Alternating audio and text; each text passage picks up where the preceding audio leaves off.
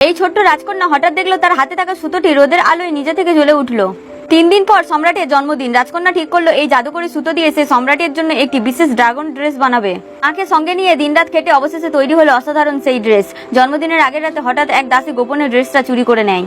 আশ্চর্যের বিষয় হলো রাজকন্যা সেটা দেখেও কিছু বলল না, কারণ সে জানতো এর পিছনে নোবেল ডির ষড়যন্ত্র আছে।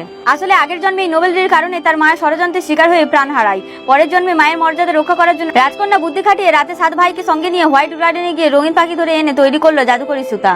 সেই সুতায় মা এক রাতেই বানিয়ে ফেললো রঙিন স্কিন। পরের দিন রাজমাতা সেটি দেখে এতই খুশি হলো যে সম্রাটের জন্মদিনের জন্য নতুন ড্রাগন ড্রেস বানানোর আদেশ দেয়। এতে নোবেল ডি রাগে ফেটে পড়ে। সে আবার দাসীকে দিয়ে ড্রেস চুরি করালো। জন্মদিনের দিন যখন ড্রেস খুঁজে পাওয়া গেল না, সম্রাট প্রচন্ড রেগে গেল। তখন নোবেল ডি চুরি করা ড্রেস দেখিয়ে সম্রাটকে খুশি করার চেষ্টা করলো। রাজকন্যার মায়ের বিরুদ্ধে মিথ্যে অভিযোগ উঠলো আর দাসীও মিথ্যে সাক্ষী দিল।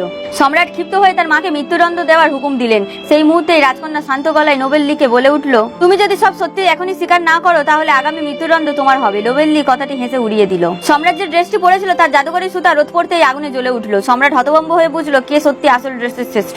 সবার সামনে নোবেল ডির মুখোশ খুলে যায়। রাজকন্যা ও তার মা প্রাণে বেঁচে যায়। সম্রাট ক্ষুদ্র হয়ে নোবেল ডিকে মৃত্যুদণ্ড দেওয়ার আদেশ দেয়।